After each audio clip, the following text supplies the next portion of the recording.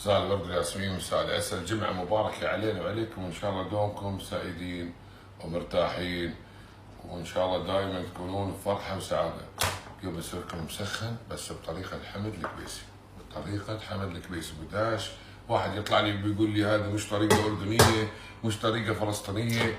طبعا هي أكلة فلسطينية، وبعد كذلك في موجودة في الأردن. تحية للشعب الفلسطيني والأردني، ولكن أنا بدي أضبطها بطريقتي.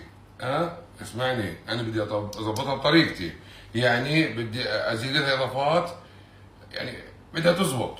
اخر شيء بدها تزبط. بنجيب دجاج، بنجيب دجاج، بنقطع الدجاجه 4 قطع. هذا طبعا نقطع الدجاج 4، نشيل هذا الذنب في وسخ. طبعا عندنا هني اطراف الجناح. احنا يوم نتكلم او نحاول نتكلم فلسطيني ولا اردني ترى محبة. يطلع لي واحد يقول لي مش بقلز وانت تطنز، لا احنا محبة. والله يحفظكم كشعب فلسطيني واردني، احنا نحبكم اخواننا في الدين، واخواننا العرب، واخواننا في كل شيء. الانسان يحاول يسوي، يحاول يتكلم محبة. اوكي؟ يضرب بروحه. هاي ديوتين تابعين. طبعا الطبخة الأساسية هي بصل وزيت الزيتون والفلفل الأسود والسمان، ولكن احنا بنعطي إضافات خفيفة. الحين بنبدأ على حسب الكمية اللي احنا طابخينها من الدجاج. قد ما عندكم بصل حطوا، الطبخة كلها زيت زيتون وبصل. يعني بدها تزبط، بدها تزبط. اللي بيقول لي بدهاش تزبط بدي أضبطها. الحين بنرش السماق، سماق الملح. طبعا هي الصينية نفسها اللي بنتبلها وبنتبل فيها الدجاج. ملح يا حبيبي، ملح. عندنا الفلفل الأسود.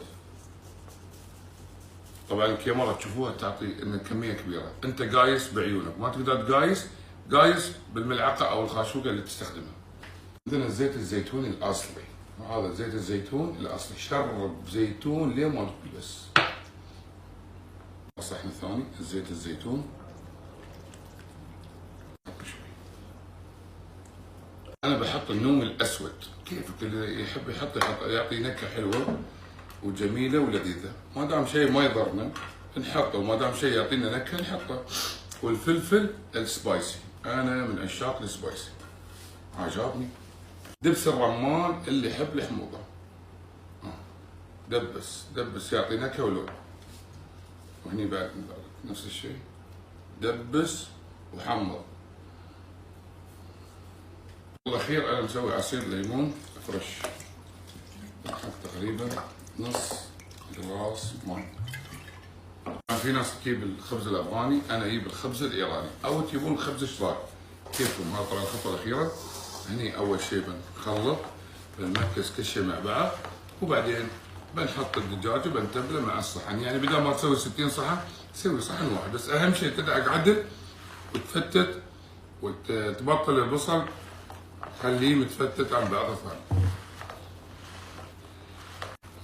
شي نفعص في البصل، وبعدين نجيب الدياي ونتبله مع التتبيله اللي سويناها. طبعا احنا سوينا 3 ديايات، بنحط ديايه ونص ونمكس مع بعض، كل شيء مع بعض. وبنخليه بالفرن مسكر 40 دقيقه و20 دقيقه، واحنا فاتحين الالمنيوم على سبة ياخذ اللون البرونزي. ما جابني. داعي خليه يتشرب زي الزيتون والسماق والنكهات اللي احنا حاطينها. كيف؟ بعد ما تبلنا نصفف الدياي، وطبعا بعد الدياي بعد ينزل ماي، لان نحتاج حق تشريب او تغميس الخبز، نحتاج الى شوية صوص، والصوص هو من ماي الدياي، وعندنا زيت الزيتون، دبس الرمان، عصير الليمون، اهم شيء. وبعدين نصفف. هكذا التصفيف سوي يا حبيبي، هكذا التصفيف وبطريقتي.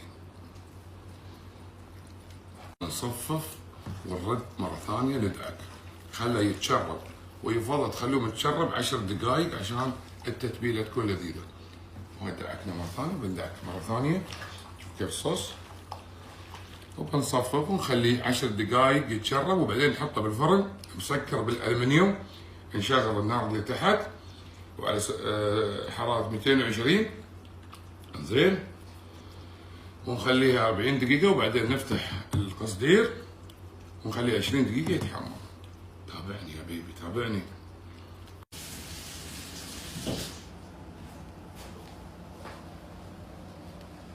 طبعا الصنوبر هني كمية اللي تبونها، احنا بنحمرها شوي بالزيت زيتون، بنعطيها اللون البرونزي، وبعدين لما نخلص طبقة طبقة نرش على الخبز. هذا اللي يسألني الماكينة هذه من فالكون، الوكيل نفسه عنده البوكس حق الالمنيوم والبلاستيك وورق الزيت.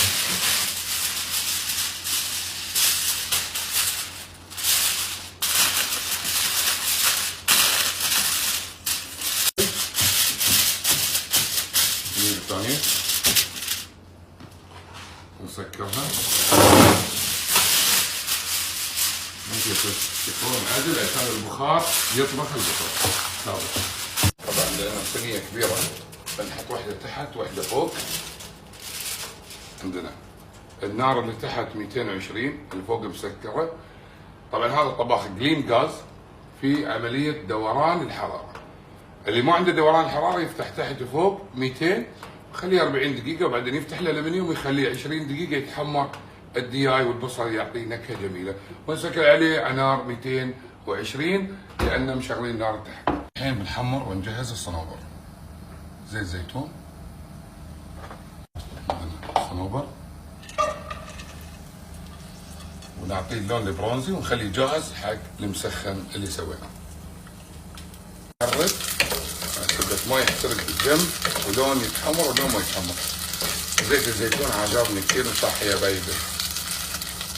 شوفوا كيف زيت الزيتون مع الصنوبر، احب نصفيه لان زيت الزيتون هذا بنستخدمه بعد، بنحطه على المسخن.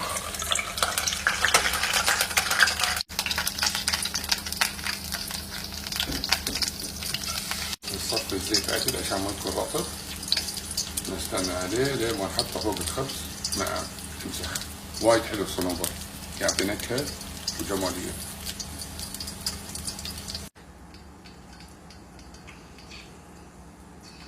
الحين نكمل 40 دقيقة، بنحطه 20 دقيقة يتحمر من فوق. يا سلام. الحين بنرده مرة ثانية الفرن، نخليه 20 دقيقة. شوفوا كيف الصوص، تابعني. الصينية الثانية بعد كيف، خليها تتسبك تاخذ لون 20 دقيقة. 20 دقيقة بالضبط. هذا الزيت اللي قلينا فيه زيت الزيتون الصنوبر بنحطه فوق عشان يسخن مع الدياي، لأن بالنهاية هو زيت زيتون مطعم في الصنوبر.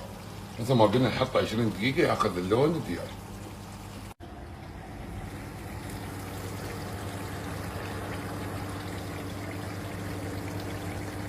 هذه مسخنتنا، شوفوا كيف قرب بنشيل الدياي مكان واحد عشان يشرب الخبز بالزيت زيتون والبصل. عجبني، شوف كيف تحميرك حلوة. بنشرب الخبزة بزيت الزيتون عشان ما تحترقون، حطوا كذي. بسم الله الرحمن الرحيم. الخبزة نشيلها ونفرشها في الصحن تحت. نرش بصل فوق الخبز. نجيب الخبزة الثانية والثالثة ونسويها طبقات، وبعد ما نحط الخبز نحط البصل فوقه. نرش بعد بصل وشوية صوص. الخبزة طبعا قلنا نستخدم الخبز الإيراني أو الخبز التنور الأفغاني أو الشراك. شربها عدل. بنحط الدياي فوق، سوينا طبقات مع البصل. نرتب الدجاج فوق. بنحط الصنوبر. أرجع وأقول لاخواننا الفلسطينيين واليردنيين، هذه طريقتي انا حمد الكبيسي، وطبعا كل واحده طريقه واكيد طريقتكم احلى. خلينا نجربها. بسم الله الرحمن الرحيم. عجبني ولا غلطه.